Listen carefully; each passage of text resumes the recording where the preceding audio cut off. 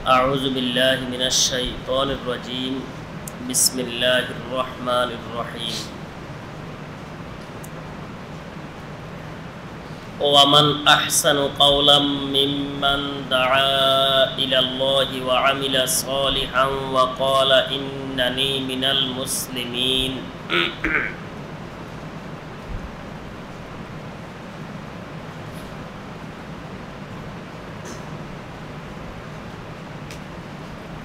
ওয়াকালা ইন্নানি মিনাল মুসলিমিনের উপরে কথাবার্তা চলছিল।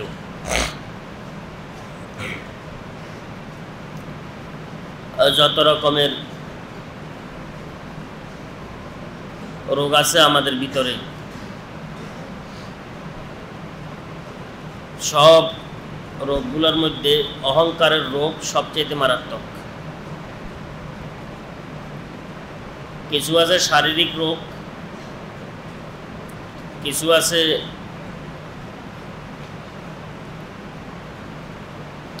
দিলের রোগ, কলবের রোগ।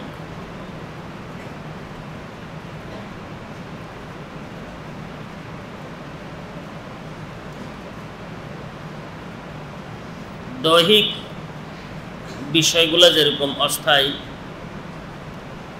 দৈহিক অঙ্গ প্রত্যঙ্গ সংক্রান্ত যেই আশয় বিষয়গুলা সাধারণত হয়, যে রোগগুলা দেখা দেয়, এগুলো অস্থায়ী।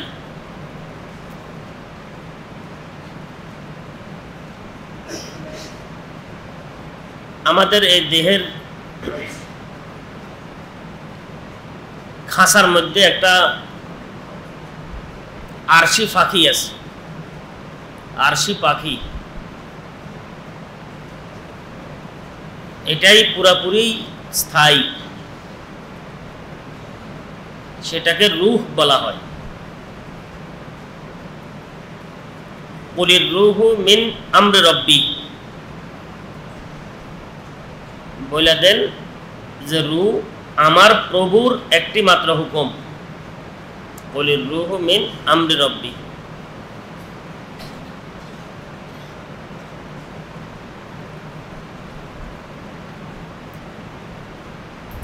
ও রূহ এবং কলব, দিল, আত্মা কাছাকাছি হওয়ার কারণে প্রায় সবাই এটাকে একটাই বলে, আর কেউ এটাকে বিভিন্ন রকমের ভাগ করে।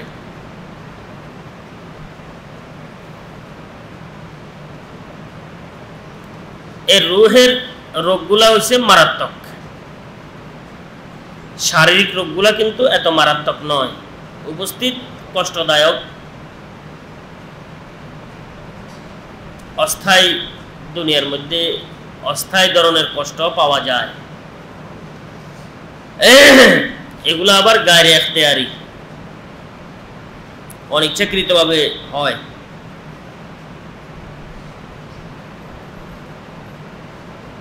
শারীরিক রোগগুলো গায়রে ইখতিয়ারি, কারণ দুনিয়া সংক্রান্ত বিষয় তো, দুনিয়া সংক্রান্ত বিষয়গুলো সাধারণত ইখতিয়ারি থাকে না, গায়রে ইখতিয়ারি হয়। আমাদের সুস্থতা, আমাদের অসুস্থতা, আমাদের সর্বলতা, দুর্বলতা,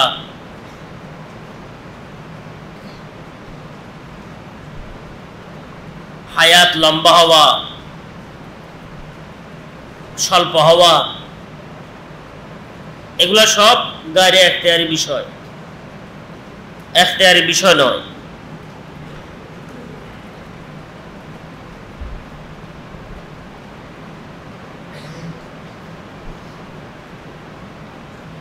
এই ধরনের দৈহিক যে রোগগুলো আছে, এগুলো গায়রে ইখতিয়ারি, ইখতিয়ারি নয়। কেউ রোগ চায় না, রোগী হইতে চায় না কেউ, কিন্তু রোগী হয়ে যায়।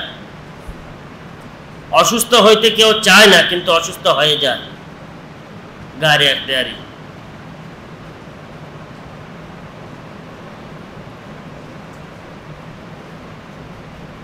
তো দুনিয়াবি যে সমস্ত বিষয়গুলো আছে, এগুলা সাধারণত গায়রে ইখতিয়ারি হয়। গাড়ি একটারই বিষয়।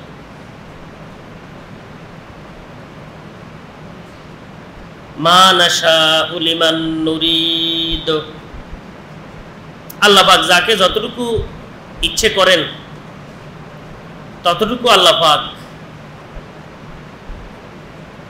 তাকে দুনিয়াবি আশয় বিষয়গুলা দান করতে থাকেন। মা নাশাউ লিমান নুরিদ,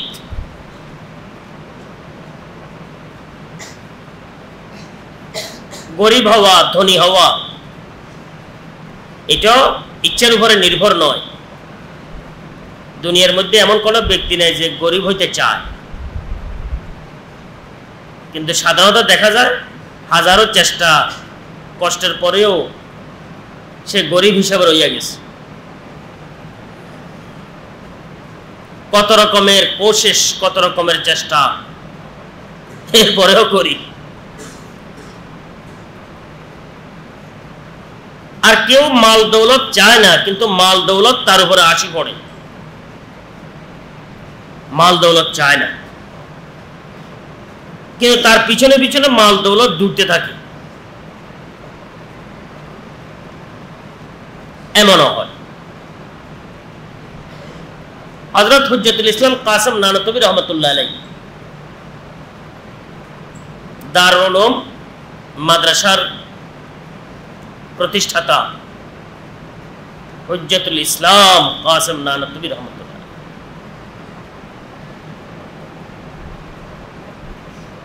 সদরা শমসে বাজেগা যে সমস্ত কিতাবগুলা বর্তমানে কওমি মাদ্রাসার মধ্যে নাই, পড়ানেওয়ালাও নাই, পড়নেওয়ালা তো বহুত আগে শেষ হয়ে গেছে, এখন পড়ানেওয়ালাও নাই। আল্লাহ পাকের মেহেরবানি, আল্লাহ পাক আমাদেরকে, আমার তৌফিক হয়েছে আমি পড়ছি, এখন ওই সমস্ত কিতাবগুলা কেউ আগ্রহের সাথে পড়ে না। আমরা খুব তকরারের সাথে, খুব মেহনতের সাথে সদরা শমসে বাজেগা, উপলি দশ, সরচকমণি,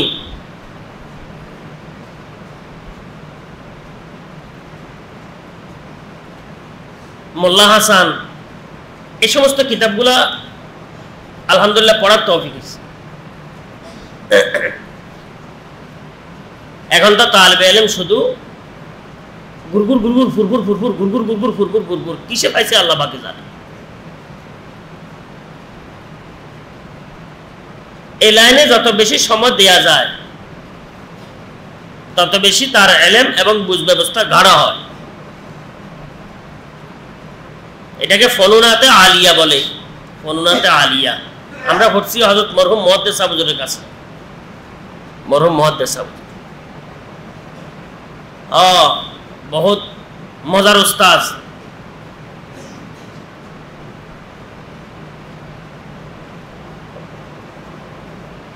ওই ধরনের উস্তাদগুলো ছিলেন বাহরুল উলুম, ইলমের সমুদ্র, বাহরুল উলুম। যে কোনো বিষয়ের উপরে দিবেন, যে কোনো কিতাব সামনে নিয়ে আসবেন, অল বাহরুল উলুম, বিদ্যাসাগর। এমন ভাবে তাকওয়া যেরকম, আমল যেরকম, সুন্নতের অনুসরণ যেরকম, জ্ঞান ভান্ডার আল্লাহ পাক এমন দান করছেন তাদেরকে। সদরা শমসে বাজেগা, উপলি দশ, এই সমস্ত কিতাবগুলা, মোল্লা হাসান, এগুলা খুব কঠিন কিতাব। ফনুনাতে আলিয়ার কিতাব কঠিন কিতাব। এটার মুবতাদা যদি কোন কোন জায়গার মধ্যে মুবতাদা হয়েছে 2 পৃষ্ঠা পূর্বে, খবর 2 পৃষ্ঠা পরে, মাঝখান দিয়ে সব ওয়াজ ফরমাইছেন, কোনোটার সাথে কোনোটা মিল দেওয়া যায় না। মাকুলাতের কিতাব তো বড় কঠিন কিতাব।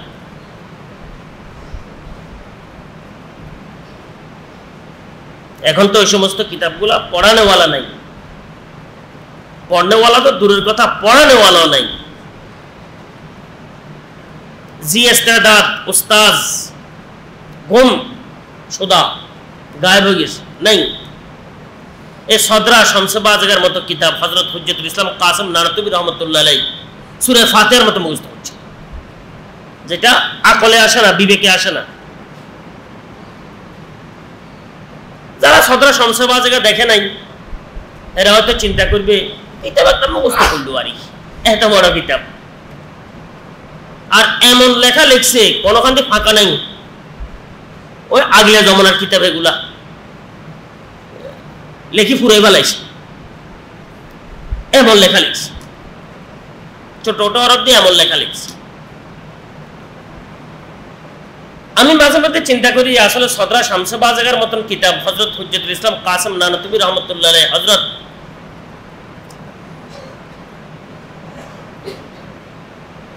কুতুবে আলম হযরত রশিদ আহমদ গাঙ্গুহি রহমাতুল্লাহ আলাইহি কিভাবে এগুলো মুখস্থ করছে,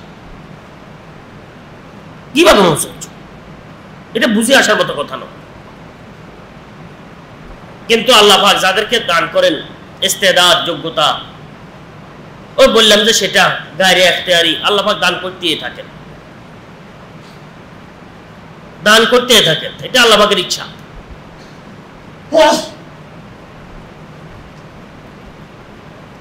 এই হুজ্জাতুল ইসলাম কাসেম নানতুবি রহমাতুল্লাহ আলাইহি একটি ঘটনা আমার স্মরণে পড়ছে। এরা দুনিয়া চায় না, এরপরও দুনিয়া তাদের পিছনে পিছনে হাঁটে। ঘটনা হয়তো হুজ্জাতুল ইসলাম কাসেম নানতুবি রহমাতুল্লাহ আলাইহি একটি বলতেছিলাম আমি, আলহামদুলিল্লাহ বহু ঘটনা আমার নজরে, স্মরণে, আমার ব্রেনের মধ্যে আল্লাহর রহমতে আমাদের আকাবেরের বহু ঘটনা আছে। দুনিয়া তালাশ করলে দুনিয়া পায় না, দুনিয়ায় তালাশ করতে হয়। আর বিশেষ করে তালেব ইলম এবং উলামাদের জন্য দুনিয়ার পিছনে পড়া এটা হচ্ছে আনফুন ফিলমা ওয়াস্তুন ফিস সামা। একটি দৃষ্টান্ত তো আপনারা অবশ্যই শুনেছেন, আনফুন ফিলমা ওয়াস্তুন ফিস সামা।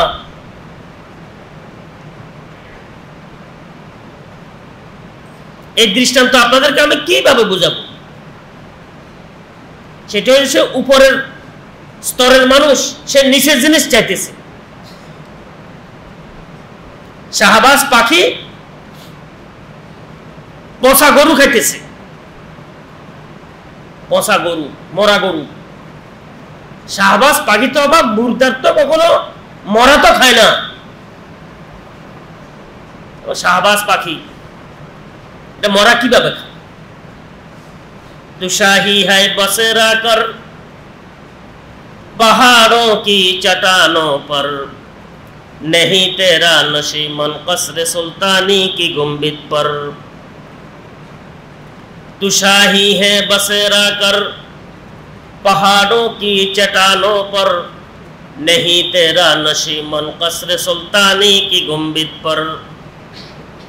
শাহবাজ পাখি কখনো মরা খায় না, সে কখনো লোকালয়ে আসে না, কোন সময় ঝুটা খায় না, বাদশার বড় বড় উঁচু মহলগুলোর উপরে বাসা বাঁধে না, এ পাহাড়ের পাথরগুলোর ফাঁকে ফাঁকে থাকে আজাদ, আজকে একখানে কালকে একখানে, আজাদ, কোন পাবন্দি তার কাছে নাই। শাহবাজ পাখি থাকে লোকালয়ের বাহিরে, বড় দামি পাখি।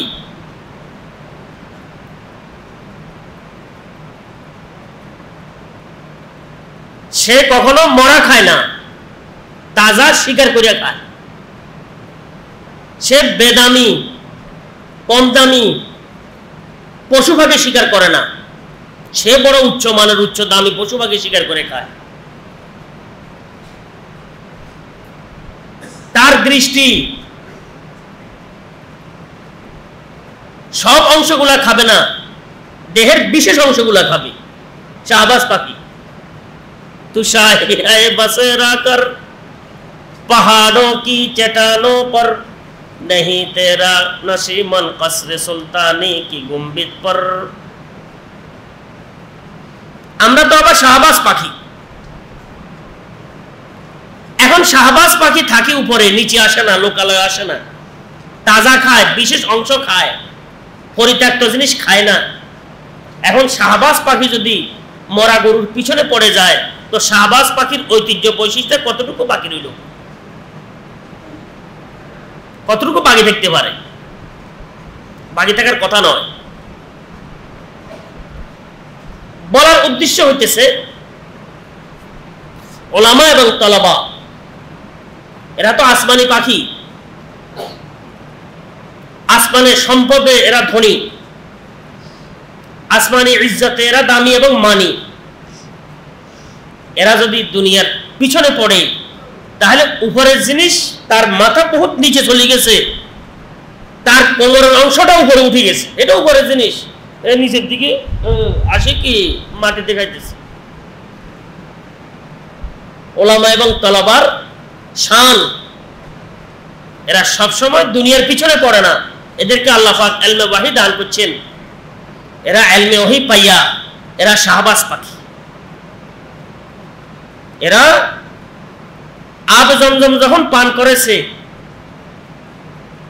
এরা তৃষ্ণা ভরা অবস্থায় কখনো লবণাক্ত পানি পান করবে না। এরা তো আব জমজম খেয়েছে, লবণাক্ত পানি কেন খাবে? এরা বাদশাহী করে, এরা চৌকিদারের পিছনে দৌড়ে না। আবে জমজম খোরদা বুদম, আবে সুরা কায় খোরাম, পাদশাহী করদা বুদম, পাসবানি কায় কুনম। এদের মান মর্যাদা আল্লাহ পাকের দরবারে বহু বেশি। এরা ওয়ারাসাতুল আম্বিয়ার অন্তর্ভুক্ত। এদেরকে ফেরেশতারা ইজ্জত দেয়। ওয়া ইন্নাল মালাইকাতা লাতাযাউ আজনিহাতাহা রিদাল লিতালিবিল ইলম।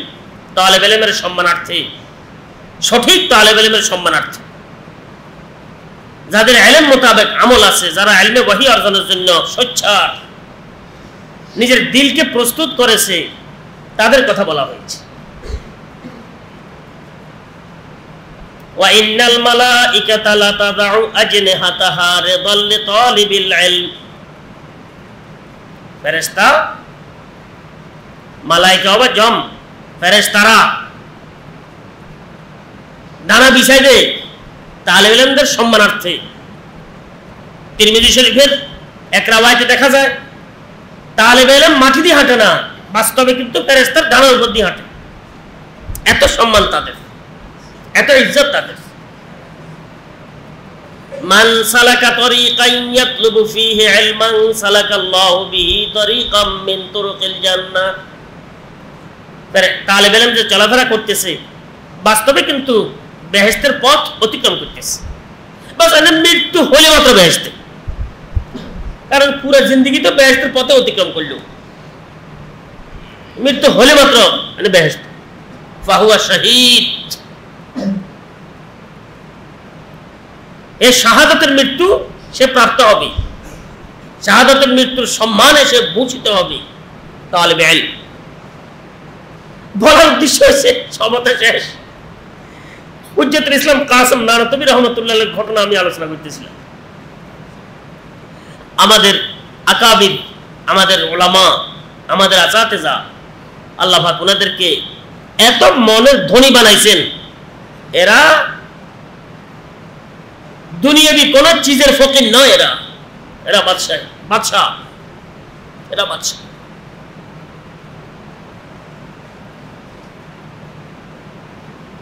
এরা বাদশাহ। दारा ओ सिकंदर से, दारा ओ सिकंदर से वे मर्द फकीर अवला जिसकी फकीरी में बोए असदुल्लाही। दारा ओ सिकंदर से वे मर्द फकीर अवला जिसकी फकीरी में बोए असदुल्लाही। दारा और सिकंदर बादशाहर मतो পুরা দুনিয়ার মধ্যে এক তালে যারা নাকি বাদশাহী করে চলে গেছে, দারা সিকান্দার বাদশাহ। এদের চাইতে ওই মনের ধনী ব্যক্তি উত্তম, যার মনের মধ্যে দুনিয়ার কোনো আশয় বিষয় কি কমি অনুভব সে করে না। আল্লাহ পাকের সাথে সম্পর্ক প্রাপ্ত হওয়ার পর, সম্পর্ক ঘনিষ্ঠ করার পর সে আর কোনো কিছুর অভাব সে মনের মধ্যে আর পায় না। সেই গরিব ব্যক্তি, ফকির ব্যক্তি দারার সেকেন্ডের বাসার চাইতে বহু উত্তম। दारा ओ सिकंदर से वे मर्द फकीर औला जिसकी फकीरी में वो ए असदुल्लाही। আল্লাহ পাকের নেয়ামত, ইলমে ওয়াহি আল্লাহ পাকের বড় নেয়ামত, ঈমান আল্লাহ পাকের বড় সম্পদ, এটা আল্লাহ পাকের বিশেষ খেজানার সম্পদ ঈমান। আমল আল্লাহ পাকের বড় দামি গৌরবের একটি সম্পদ।